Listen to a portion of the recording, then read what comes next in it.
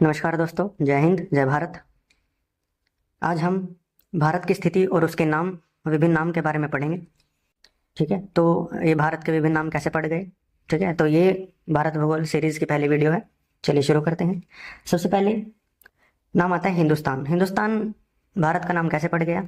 तो जो फारसी लोग थे वो फारसी में सिंधु को हिंदू कहा करते थे, क्योंकि फारसी में सै को है संबोधित किया जाता है। इसलिए जो हमारे पास ये सिंधु नदी है, तो सिंधु नदी से पूर्व के लोगों को उन्होंने हिंदू कहा। ठीक है, तो इस कॉन्टिनेंट में रहने वाले लोगों के लिए उन्होंने हिंदू शब्द का प्रयोग किया, इससे इसका नाम हिंदुस्तान पड़ गया। उसके बाद जो यूनान के लोग थे उन्होंने भारतीय लोगों को इंडस और इंडो से संबोधित किया, जहां से भारत का नाम इंडिया पड़ गया।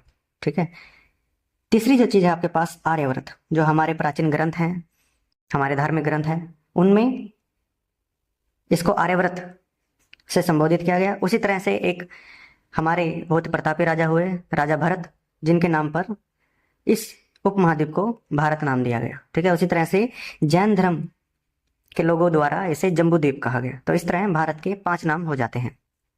अब देखते हैं भारत की स्थिति।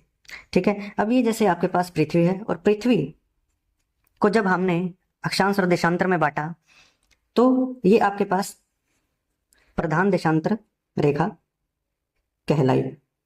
और प्रधान देशांतर रेखा, इसको हम 0 डिग्री भी बोलते हैं। ठीक है, ये आपके पास ब्रिटेन से होकर गुजर रही है। ठीक है, इसके पूर्व में आपके पास यहाँ पे भारत स्थित है। ठीक है, तो इसलिए इस लाइन से पूर्व में भारत जो स्थित है, ठीक है, उसकी ये आपके पास स्थिति दर्शाई गई है। ठीक है, इसी तरह से आपके पास ये विषुवत रेखा है, ये भी आपके पास 0 डिग्री की रेखा है। इसके उत्तर में नॉर्थ में आपके पास भारत स्थित है, इसलिए यहां से आपके पास इसमें दर्शाया गया है। तो इसको ये यहाँ पे बड़ा करके दर्शाया गया है।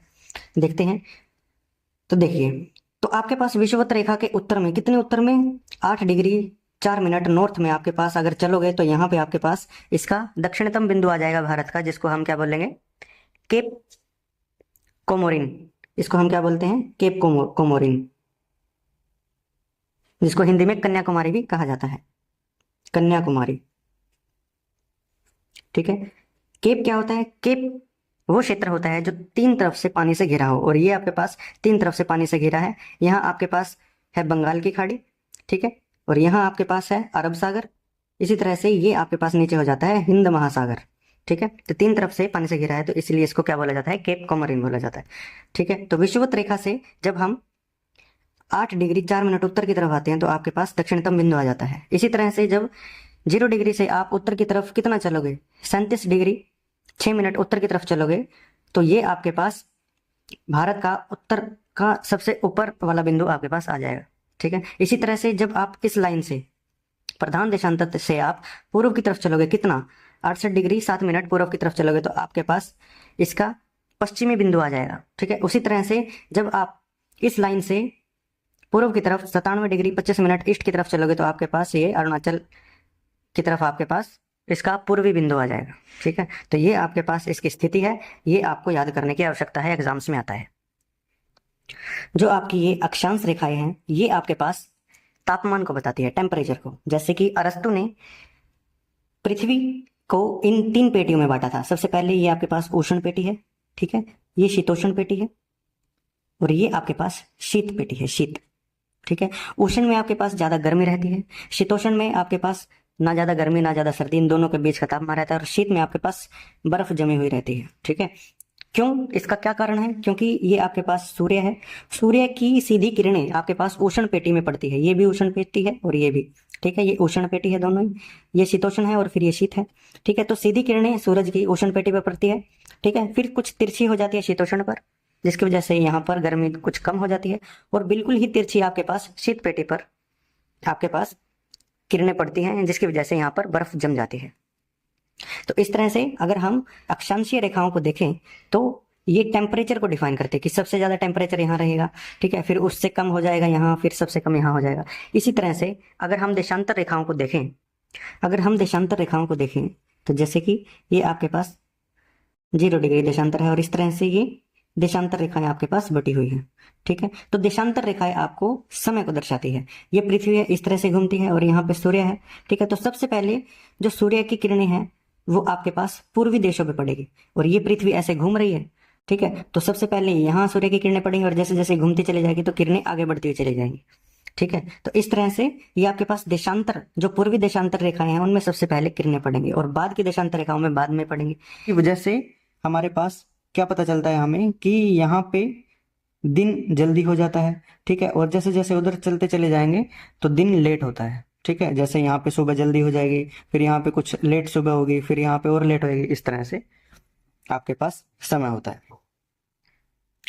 दो देशांतर रेखाओं के बीच 15 डिग्री का गैप होता है, ठीक है। जैसे आपके पास एक देशांतरी रेखा ये है और दूसरी देशांतरी है, तो इन दोनों के बीच में जो डिग्री का गैप है वो 15 डिग्री का होता है।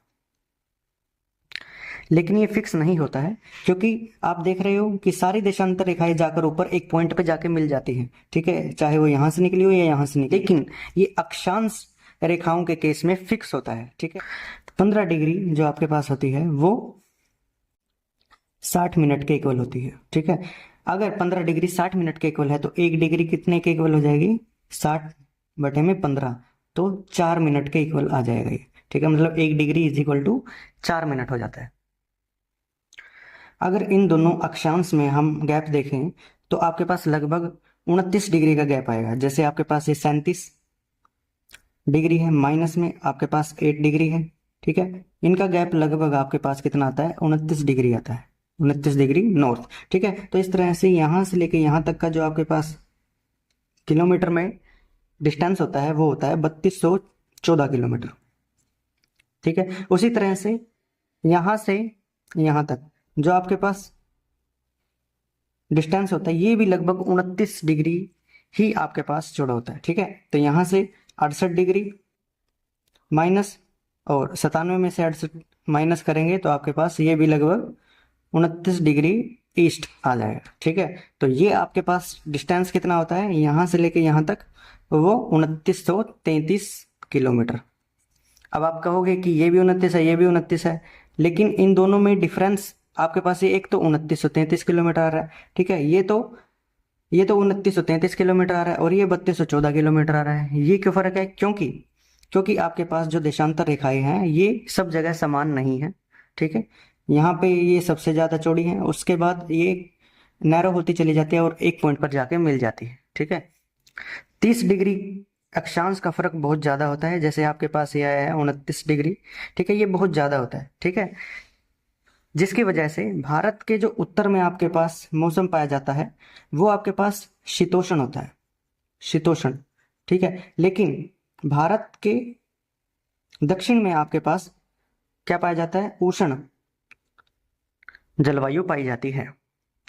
अब अगर भारत के यहां से यहां तक का डिफरेंस देखा जाए तो लगभग 30 डिग्री का डिफरेंस आ रहा है। 30 डिग्री का डिफरेंस है, मतलब मैंने आपको बताया था कि 15 डिग्री में 60 मिनट होते हैं, ठीक है। अगर ये 30 डिग्री का डिफरेंस है इसका मतलब 120 मिनट, और 120 मिनट मतलब 2 घंटे। अगर यहाँ पे 2 घंटे पहले सूर्य उदय हो गया है तो यहाँ पे 2 घंटे बाद सूर्य उदय होगा, ठीक है। तो अगर हम भारत में समय का यूज करें, ठीक है, तो पूरे भारत में एक मानक समय का यूज हम कैसे करेंगे, ठीक है। तो उसके लिए एक ये लाइन यहाँ पे खींची गई 82 डिग्री 30 मिनट ईस्ट में, ठीक है। यहाँ से 82 डिग्री 30 मिनट ईस्ट में जाएं तो आपके पास ये लाइन आती है। तो इस लाइन के बेस पर हमने एक मानक समय रेखा मान ली है जिसके ऊपर हम पूरे भारत में एक समय का निर्धारण कर पाए हैं, ठीक है।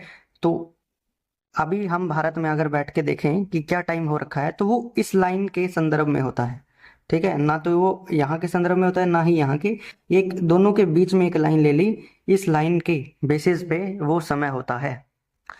अगर यहाँ 0 डिग्री से देखें हम तो भारत में आपके पास 5.5 घंटे पहले सूर्योदय हो जाता है, ठीक है। तो मतलब अगर हम कहें कि 0 डिग्री से हम 5.5 घंटे आगे हैं। भारत का क्षेत्रफल देखा जाए तो 32,87,263 लाख वर्ग किलोमीटर है, लेकिन इतना अगर याद ना रहे तो अप्रोक्सीमेट हम ये लेके चलते हैं 33 लाख वर्ग किलोमीटर होता है, ठीक है। भारत में दुनिया के 17.5% लोग रहते हैं, ठीक है। इस तरह भारत दुनिया का सर्वाधिक आबादी वाला देश है, ठीक है। और क्षेत्रफल की दृष्टि से भारत दुनिया का 7वां बड़ा देश है। तो दोस्तों थैंक यू ये वीडियो देखने के लिए, और ज़्यादा अपडेटेड वीडियोज़ के लिए सब्सक्राइब करें। Thank you.